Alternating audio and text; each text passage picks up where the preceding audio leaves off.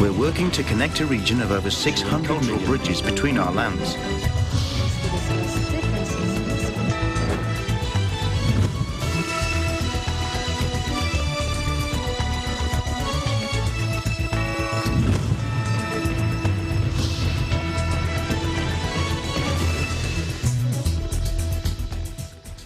I'm Alma Angeles. We're moving to the next stage of the pandemic, and as the world resets to the new normal, we find ourselves seeking the right balance between health and livelihood, constantly adjusting the boundaries between liberty and responsibility on today's headlines. The Philippine National Police vowed to go after the perpetrators of the twin blast that rocked Sulu on Monday. President Duterte advised Vice President Maria Leonor Leni Robredo to avoid making the situation in the country worse amid the coronavirus disease pandemic. The World Health Organization cautions on the use of blood plasma from COVID-19 survivors to treat other patients, as this is still an ongoing experimental stage. Researchers in Hong Kong identified what they said was the first confirmed case worldwide of COVID-19 reinfection, raising questions about the durability of immunity, whether acquired naturally or with a vaccine. The WHO, however, warns that it's not good to jump into conclusion based on one patient.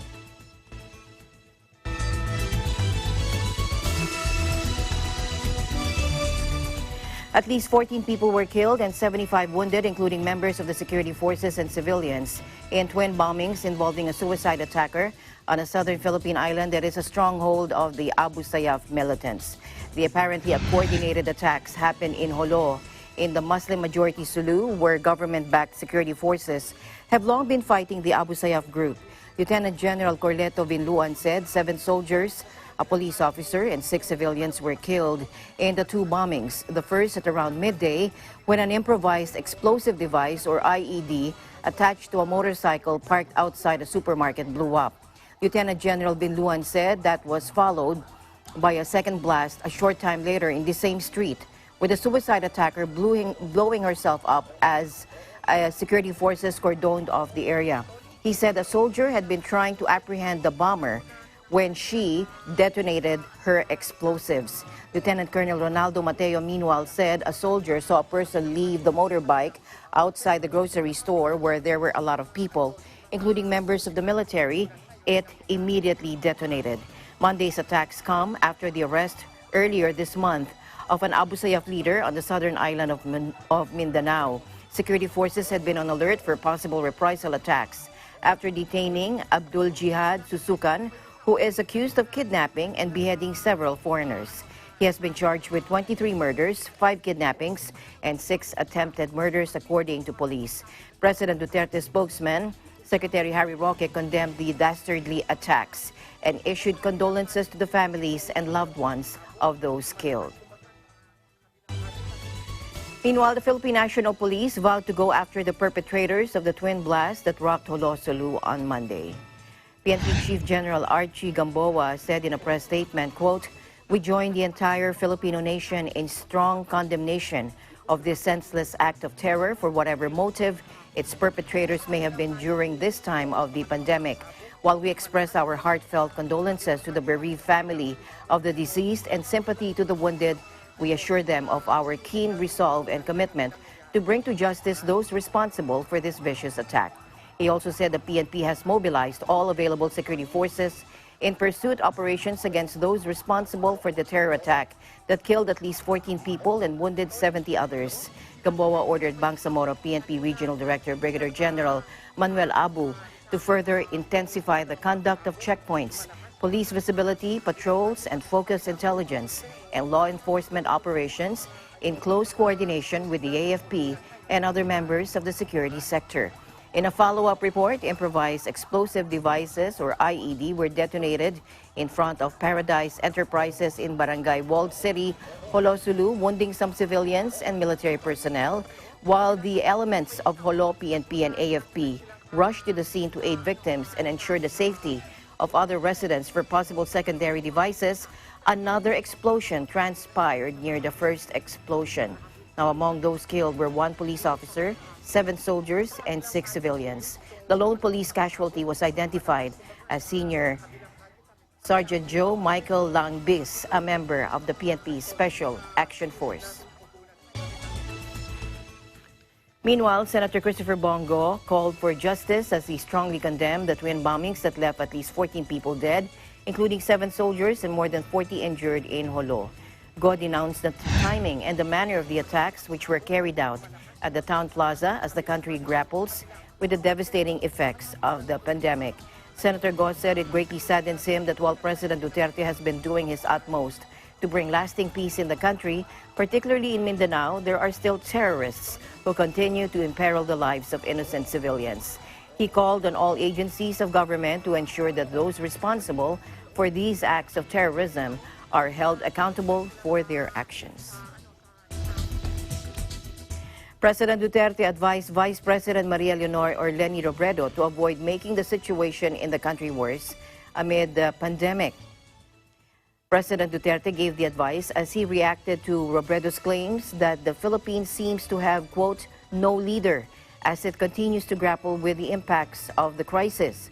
Vice President Robredo, in a video posted on her official Facebook page, said it appears that no one is at the helm, no direction, no clear horizon as to when and how this pandemic will be addressed. She added that the government, after giving a bit of assistance, seems to have left Filipinos to fend for themselves, locked in their homes, living in fear, and then she called on her fellow Filipinos to expect and demand more from the country's leaders. Take a look. Ng lahat. Ang kulang na lang, yung magtututok sa atin sa dapat nating kapuntahan. Yung magtitimon. Hindi mahirap unawain ang sentimiento ng marami. Na para bang walang timon, walang direksyon, walang malinaw na horizon kung kailan at paano masusolusyonan ang pandemya. Na para bang aabutan lang tayo ng kaunting ayuda, tapos bahala ka na. Magkulong ka na lang sa bahay at mabuhay ng nangangamba. Na sa atin pa ang sisi pag may nahawa o namatay. Tayo pa ang pasaway. Na parang wala na tayong maaasahan sa mga pinuno. O para ba mismong wala nang namumuno. Na para bang iniwan na lang tayo para intindihin ang isa't isa. Hindi pagbabatikos ang pagbitbit ng mga sentimientong ito. This is our reality. Karapatan at tungkulan natin to expect and demand more from our leaders. President Duterte, meanwhile, lamented that the Vice President tends to incite hatred against the government. The President told the Vice President, Robredo, that destabilizing the government amid the COVID-19 crisis would not be good for the country. He also reassured the public that the government is exhausting all efforts to curb the spread of COVID-19 in the country. Let's listen in.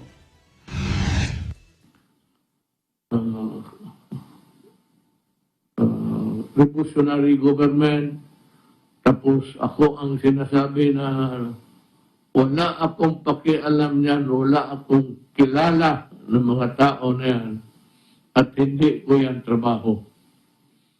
At ito namang kay Leni that in her ending statement said that kung hindi ko daw gawin ng gobyerno, gagawin ng tao. Well, sa panahon itong pandemic, medyo desperado ang mga tao.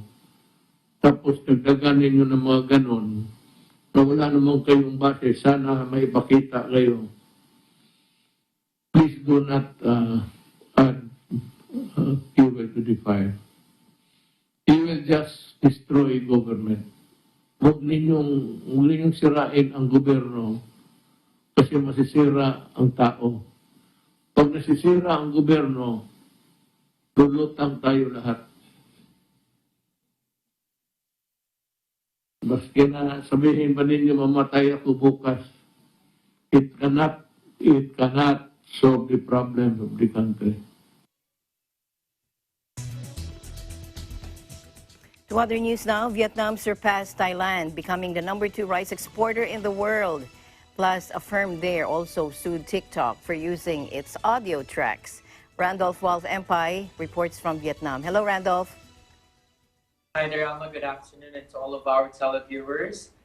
With the bumper crop and good export prices, Vietnam's rice export volume and turnover have exceeded Thailand's, making the former the second largest exporter amid the COVID-19 crisis. The Ministry of Agriculture and Rural Development reported that in the first 7 months of the year, Vietnam exported 3.9 million, or equivalent to $1.9 billion. In the first half of 2020, China imported 458,000 tons of rice, an increase of 88.9%. The second biggest importer has been the Philippines, which consumed 1.4 million tons worth $634.3 million, up by 30.3% in volume and 30.5% in value. The Vietnam Food Association, or VFA, updated export price list on August 14 showed that Vietnam's 5% broken rice was traded at $493 to $497 per ton.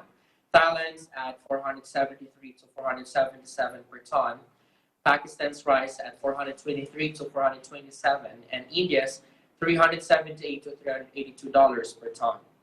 According to VFA, of the three biggest rice exporters in the world, Vietnam, Thailand, and India, Vietnam's 5% broken rice price is the highest, higher by $20 per ton than Thailand's. An expert on farm produce market said Vietnam's rice export price peaked thanks to the demand increase in the context of limited supply from India and Thailand.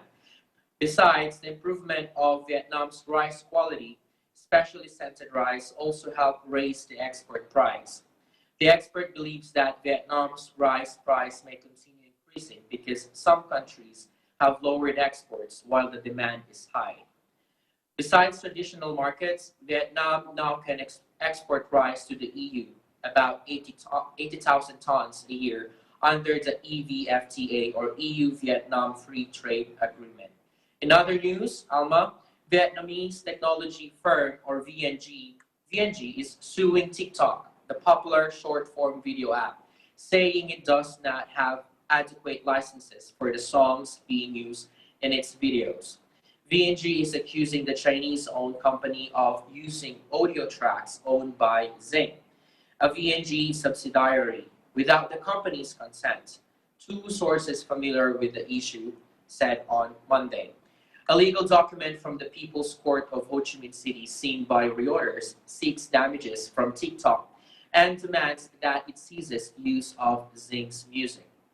I quote, VNG requests TikTok remove all music segments taken from Zing records from both the TikTok application and website, and an indemnification for damages of over 221 billion Vietnamese dong, or equivalent to $9.5 million, unquote. TikTok and VNG did not immediately respond to requests for comment. VNG Corporation is a Vietnam-based technology firm founded in 2004, known for its online games, music streaming, and messaging applications. TikTok has soared in popularity in Vietnam, where it recorded 10 million users as of August, with millions of short clip uploads to the platform, official data showed. But some music rights holders say TikTok does not have adequate licenses for the songs being used in its videos. Back to you, Alma. Thank you very much, Ralph, for your updates there in Vietnam. Looking forward to more updates over there. Thank you. This is Ralph Wandel, and I'm reporting live from Hanoi, Vietnam. We live in interesting times.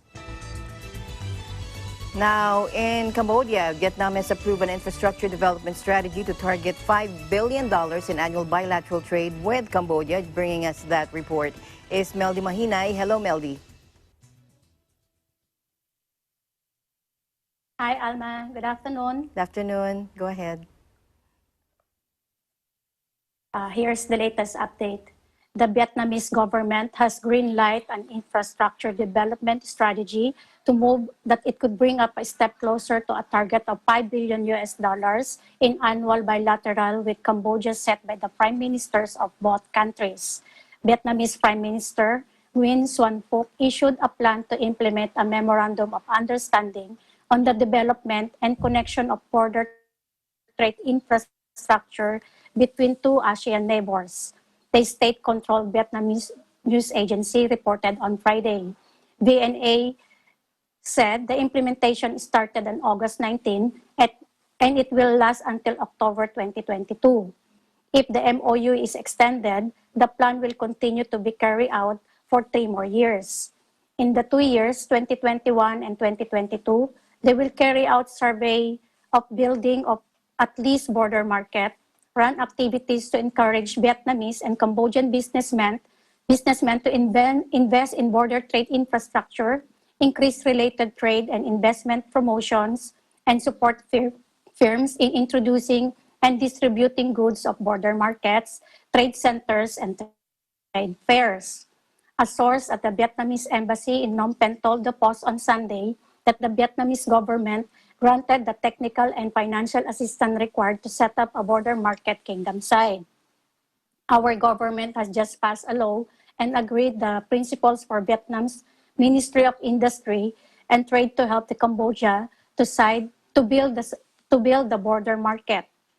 Funding will be covered in full by Vietnamese grant aid, said the source, hinting that the southeastern Savai Riem province could be the chosen host for the market.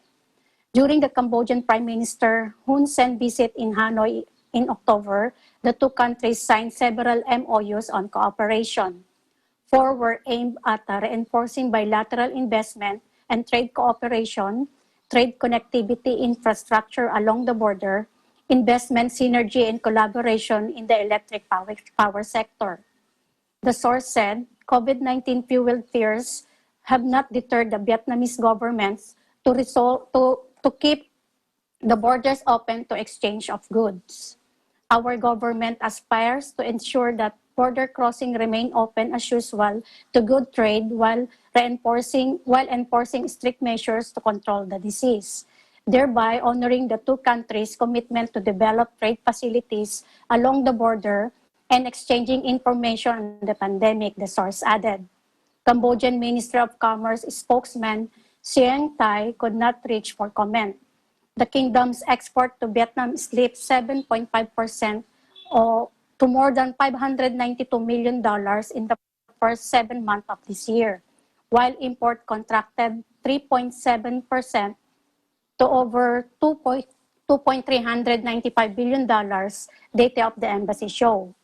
The two countries share a 1,137-kilometer land border which passes through 9 Cambodian provinces: Kampot, Takeo, Kandal, Phray Beng, Savai Rieng, Tubong Commune, Krati, Mondul Kiri, and Ratanakiri, and the 10 Vietnamese provinces ofIen Gang, An Giang, Dang Tap, Long An, Tai Ninh, Binh Phuc, Dak Nong, Dalat, Giang, and Kon Tum.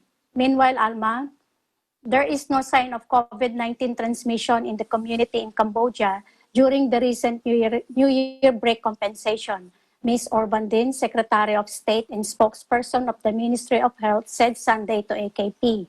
This is a good news. Anyway, I'd like to appeal to the people to keep their high vigilance and continue implementing the preventive measures of Ministry of Health as the virus has not yet left Cambodia, she underlined. According to the ministry's observation, she added that there has no community transmission in Cambodia yet. Cambodia reported no new COVID-19 cases for 7 days in a row. As of this morning, the total confirmed cases in the kingdom remain at 273. Of them, 263 or 96.37% have recovered. The 10 remaining patients are in good health, pointed out Ms. Bandin, stressing that no one has worrying symptoms. The spokesperson took the opportunity to thank all his compatriots for their participation in carrying out the preventive measures and the local authorities, armed forces, especially medical practitioners, for being on alert against any possible community transmission. During the 5-day holiday allowed by the royal government, to compensate the Khmer New Year holiday in mid-April, postponed in order to contain the COVID-19 pandemic. More than 1.45 million tourists, of them 14,148 international visitors, toured the country. Back to you, Alma. All right. Thank you very much, Meldy, for your updates there in Cambodia. Looking forward to more updates. Thank you so much. Stay safe, stay healthy. Okay, Alma, reporting live from Chom Chau, Cambodia. This is Meldy Mahinay. We live in interesting times. And now joining us from Sri Lanka is Vanessa Viloria Silva. Hello, Vanessa. Hi, Alma. Good afternoon. Good afternoon. Go ahead. Yes, Alma. A total of 110 Sri Lankans who were stranded in India had arrived at the airport yesterday evening, August 24, BIA duty manager said. He said the Sri Lankan Airlines flight UL1192 had departed from India. PCR tests were conducted on all passengers who arrived in the country. And another COVID-19 update, Alma, 5 more recent arrivals. Accordingly, 2 from the United Arab Emirates and 1 each from Indonesia, Singapore, and the Maldives have pushed the total tally to 2,959 COVID-19 cases. As per the epidemiology unit statistics, 136 patients infected with the virus are currently under medical care. In the meantime, the number of recoveries has moved up to 2,811. Meanwhile, Sri Lanka witnessed the 12th death in the country on Sunday, August 22, as a 47-year-old female who returned from India fell victim to the virus. Reportedly, she had been diagnosed with cancer and heart ailments, for which she had visited India 6 months prior for treatment. Further, she had been diagnosed with diabetes as well, according to health sector. Back to you, Alma. All right. Thank you very much for your time, Vanessa. Thank you for joining us today. Thank you so much, Alma. Reporting live from Sri Lanka, this is Vanessa Viloria Silva, and we live in interesting times. Thank you, Vanessa. ASEAN in Focus will be right back.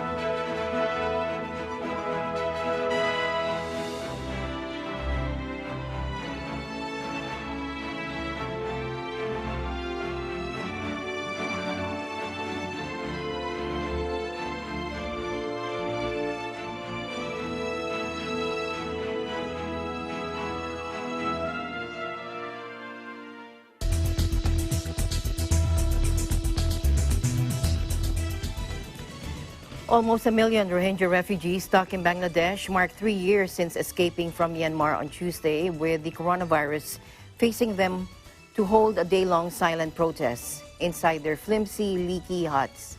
Now, an August 2017 military operation that has triggered genocide charges of the UN's top court drove 750,000 Rohingya out of Myanmar's Rakhine state into neighboring Bangladesh to join 200,000 who fled earlier. 3 years later, and with no work or decent education for their children, there is little prospect of a return to the country where members of the mostly Muslim minority have long been treated as inferior intruders. Myanmar's military killed more than 10,000 of our people. They carried out mass murders and rapes and drove our people from their home, according to Mohib Ullah, a Rohingya leader in the camps. For the second anniversary last year, Ullah led a rally of about 200,000 protesters at Kutub Palong, the largest of the network of camps in southeast Bangladesh, where 600,000 people live in cramped and unsanitary conditions. But the Bangladeshi authorities, increasingly impatient with the Rohingya, and who a year ago cut internet access in the camps, have banned gatherings because of the coronavirus pandemic. The sprawling camps have been cut off from the rest of Bangladesh, with the military erecting barbed wire fences around the perimeters inside, and movement has been restricted. Fears the deadly virus could spread like wildfire because physical distancing is almost impossible have not been borne out, with just 84 infections and confirmed 6 deaths. The Rohingya will mark Genocide Remembrance Day with silence and prayers in their rickety homes all day, according to Ula. And he said there will be no rallies, no work, no NGO or aid activities, no schools, no madrasas, and no food distribution.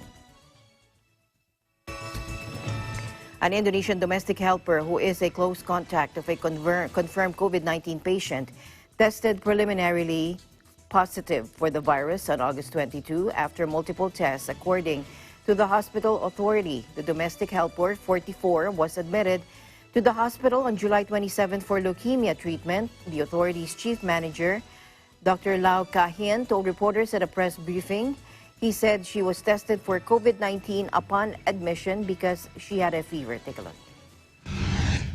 The patient was admitted on 27th of July because of the treatment of the leukemia. After admission, patient was found to have fever, so we have done the workup for the fever, including the COVID-19. At that time, it was negative on the first day of admission. However, patient has fever on and off. The doctor thought that clinically, patient has leukemia and low white cell. So the patient has fever was as expected.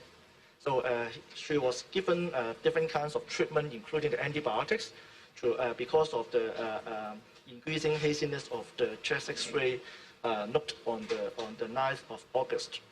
However, patient developed high fever yesterday, so because of the suspicious and also increasing the suspiciousness of the doctor did the COVID-19 test against, so was found should be positive yesterday.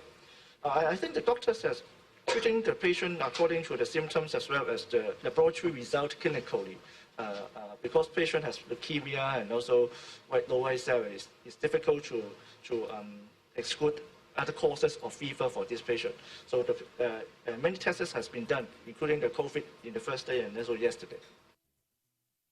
The Center for Health Protection Communicable Disease Branch head, Dr. Chuang Shuk Kwan, who also attended the media briefing, apologized for the delay in notifying hospital authority that the helper, whose employer tested positive for COVID-19 on July 28, had been admitted to hospital.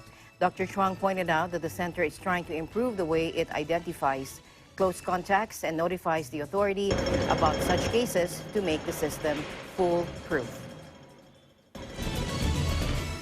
Foreign tourists won't be allowed to visit Bali for the rest of 2020 due to the coronavirus concerns, its governor said, scrapping a plan to open up the Indonesian island from next month. The holiday hotspot reopened beaches, temples, and other tourism spots for domestic visitors at the end of July and had said it would let foreign tourists return on September 11. Now, the plan has been canceled over concerns about the country's mounting virus cases and with many foreign nationals subject to travel bans in their home countries. Jakarta is also yet to lift its ban on foreign tourists entering Indonesia. The island's governor, Iwayan Koster, said in an official letter dated Saturday, the situation in Indonesia is not conducive to allow international tourists to visit Indonesia, including Bali. Now, he didn't give a new date for allowing foreign tourists to visit. The volume of flights to and from Bali plummeted during the pandemic, leaving hotels empty and restaurants struggling to survive. Bali has recorded some 49 deaths and just over 4,000 cases of coronavirus. Nationwide, Indonesia has seen at least 6,680,000 virus deaths with more than 153,000 confirmed cases, but the real toll is widely believed to be hidden by limited testing. Researchers in Hong Kong Monday identified what they said was the first confirmed case worldwide of COVID-19 infection, raising questions about the durability of immunity, whether acquired naturally or with a vaccine. The WHO, however, warns that it's not good to jump into conclusion based on one patient. Take a look. I just got a hold of the press release that was provided by Hong Kong New, so I had a quick look at that. I think what we need to, from the very beginning, we've been talking about when people are infected with the SARS-CoV-2 virus, and that our expectation is that people who are infected with this virus develop an immune response.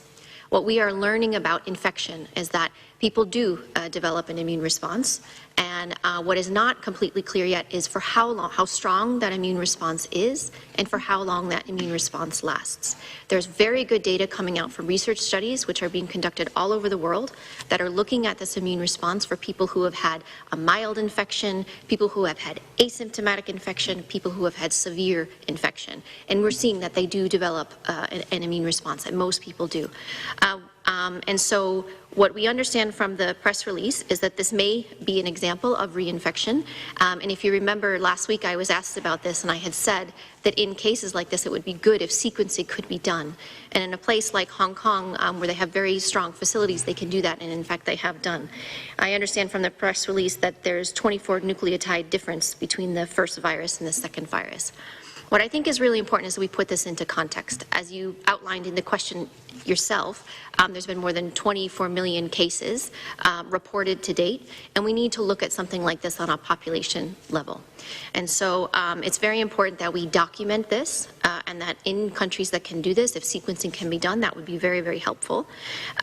But we need to not jump to any conclusions. To say even if this is the first documented case of reinfection, it is possible, of course, because with our experience with other human coronaviruses and the MERS coronavirus and the SARS-CoV-1 coronavirus, we know that people have an antibody response for some time, but it may wane. What we know specifically about immune response for SARS-CoV-2 is that there are a number of studies underway following the same individuals over time. These are called longitudinal studies, which follow the same individual at monthly time periods or every few months. Remember, we're 8 months into this pandemic, and so these studies are still continuing.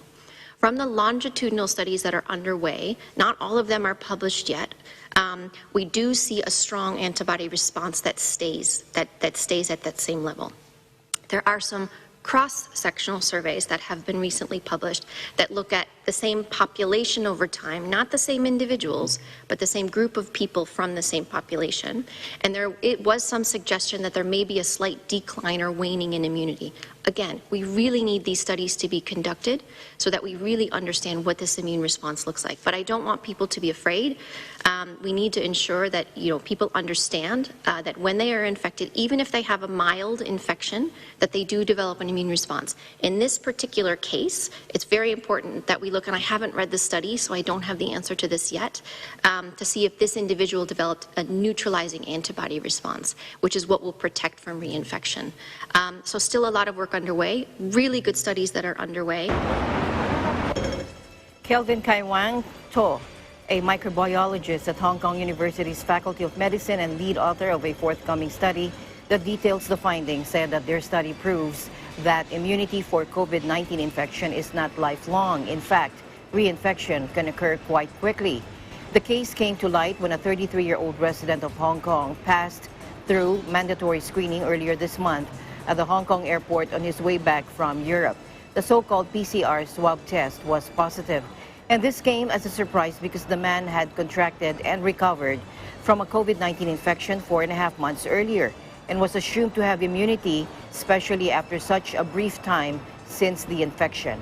To find out whether he had suffered a relapse or had been infected anew, To and his new team sequenced the two virus strains and compared their genomes or genetic coding. Now, the two viral signatures were completely different and belong to different coronavirus lineages or clades. The first closely resembled strains collected in March and April, and the second strain matched the virus found in Europe, where the patient had just been visiting in July and August. Up to now, there have been many cases of suspected reinfection, but none were able to rule out the possibility that the virus has remained latent and reemerged after weeks or months. But experts differed as to how alarmed the world should be by the new findings, which will be published in the peer-reviewed medical journal Clinical Infectious Diseases.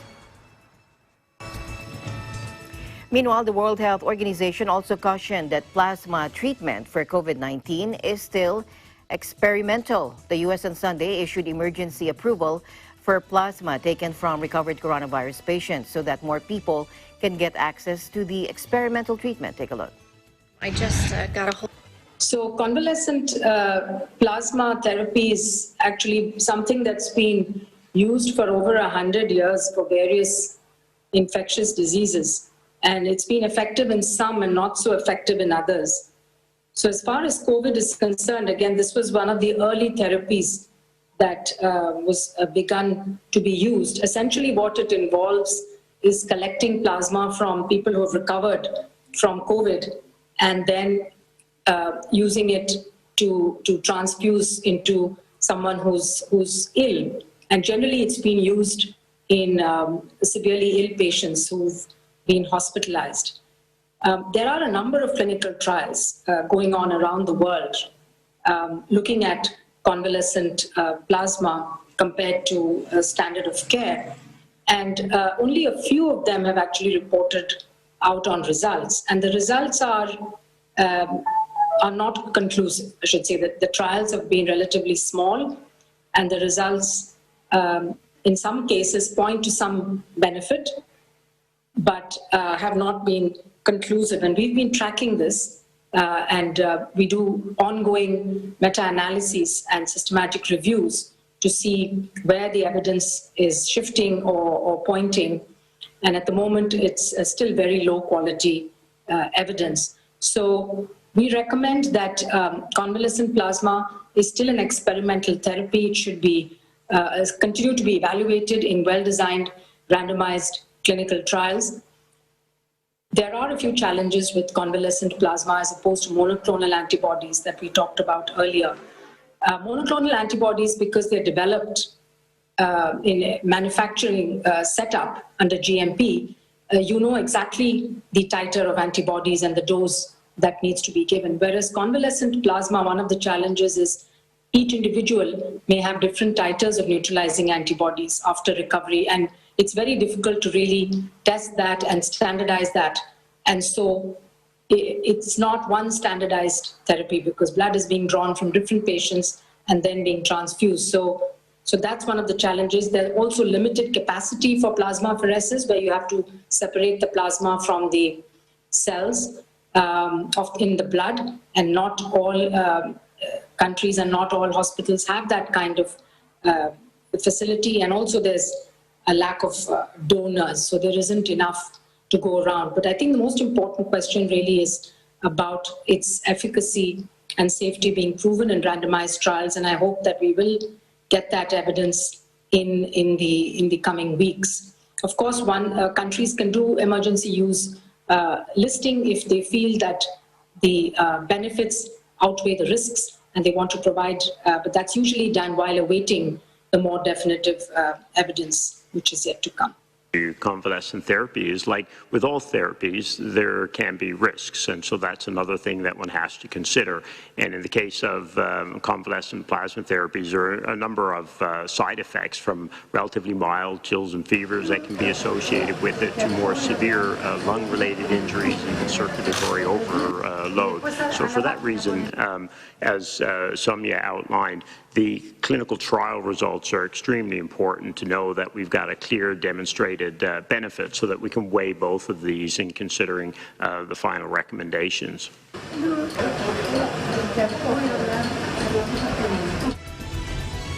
Vietnamese Prime Minister Nguyen Xuan Phuc, along with China's Premier Li Keqiang and leaders of Laos, Cambodia, Thailand, Myanmar, attended the third Lan Kangmekong Cooperation Leaders Meeting to discuss regional issues, including cooperation in preventing the further spread of the COVID-19. Take a look. Tôi cũng đánh giá cao sự tham gia ngày càng hiệu quả và tích cực của nước Mekong đã phát triển mạnh mẽ với Trung Quốc. Riêng kim ngạch năm 2019 đã đạt con số trên 260 tỷ đô la Mỹ, trong đó Việt Nam và Trung Quốc đã xuất kim ngạch theo nhiều trên 110 tỷ đô la Mỹ. Tôi cũng chân thành cảm ơn và đề nghị Trung Quốc tiếp tục tạo thuận lợi để mở cửa thị trường, giúp các nước Mekong phát huy thế mạnh về nông, thủy sản, trái cây tươi cũng như các lương thực như đã nói trên. Thứ hai là chia sẻ thông tin, kinh nghiệm về COVID-19 một cách thường xuyên, kịp thời và minh bạch về các thông tin dịch tễ, các mô hình dự báo, hướng dẫn kỹ thuật, các giải pháp phòng ngừa, ngăn chặn, kiểm soát, điều trị và ứng phó với COVID-19 phù hợp với quy định của y tế quốc tế.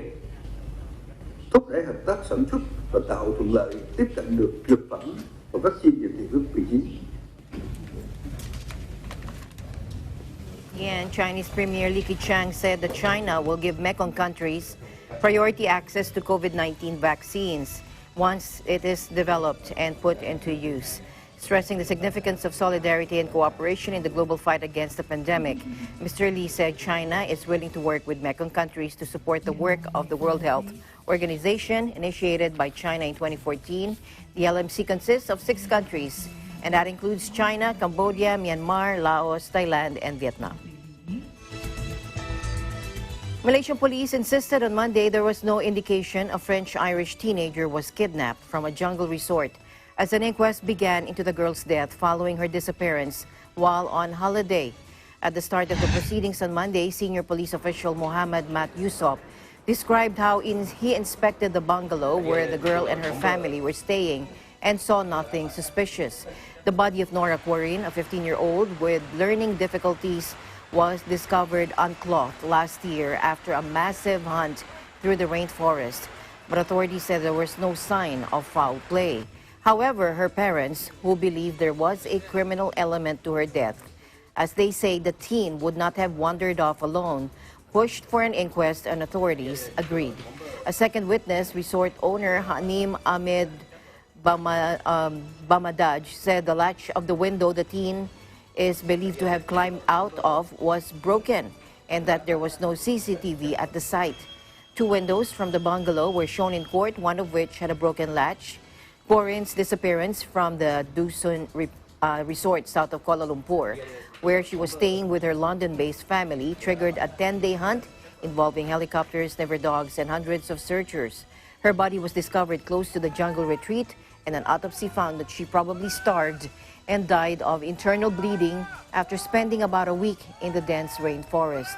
The teenager's Irish mother and French father are not present at the inquest because of the coronavirus pandemic, but are following it via a video conferencing platform. Other expected witnesses include hikers who found her body and a British forensics expert who will join by video link. And the first day of the Malaysian inquest into the death of the French-Irish teenager Nora Ann Quarin took place Monday, and lawyers have reacted to the inquest. Let's listen in. Their resort is an open concept resort where privacy important, nature is important. So people who come there know that this is what to expect. It's not like tight security and so on and so forth. And this kind of incident has never happened before, not even a theft in this kind of area in the 10 years they were operating. As far as the incident itself is concerned, first time ever this kind of incident has happened. The Ketua Polis Bahagian Negeri Sembilan was the first witness, and then the Dusun owner, the daughter, Anim, was the second witness. So we're done. We're going to take the other witnesses tomorrow. The process has been good. Hopefully it will continue this manner. Yeah.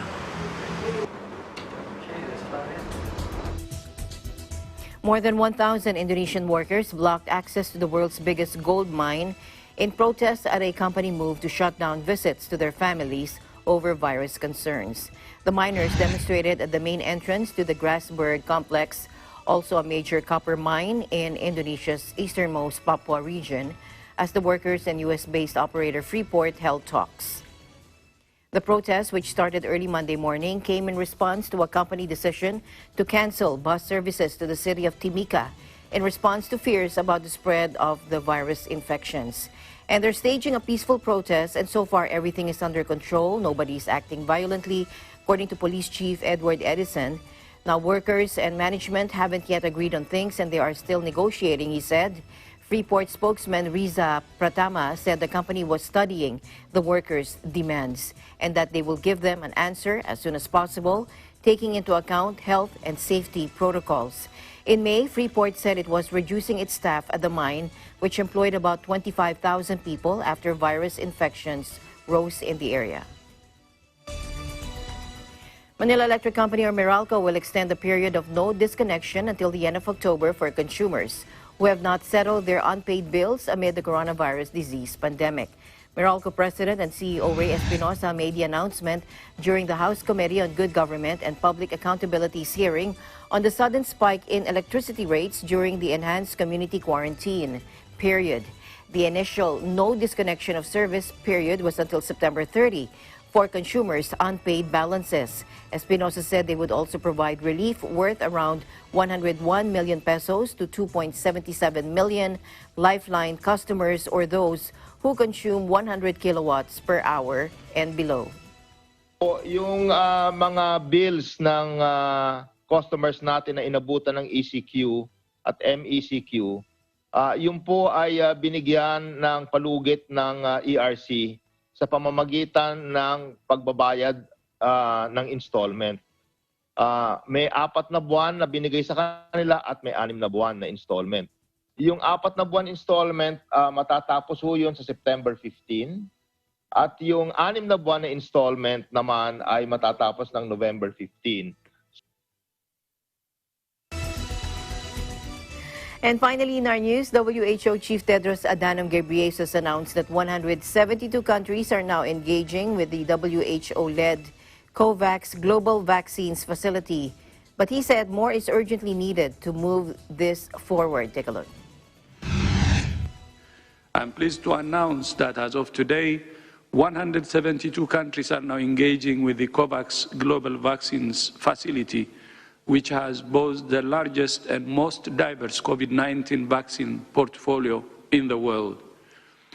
At present, there are 9 vaccines that are part of this dynamic portfolio. More is urgently needed to continue to move the portfolio forward. The goal of the mechanism is to deliver at least 2 billion doses of safe, effective vaccines by the end of 2021. As governments invest trillions into economic stimulus, the COVAX facility offers a huge return on investment. There is light at the end of the tunnel. When there will be limited supply, it's important to provide the vaccine to those at highest risk around the world.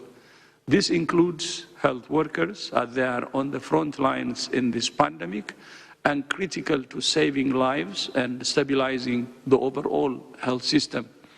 It also includes people over 65 years old and those with certain diseases that put them at higher risk of dying from COVID-19. And that's all the time we have for you today. That's the latest news in the Southeast Asian nations. Stay updated about the ASEAN region. Mauma Angeles will live in interesting times.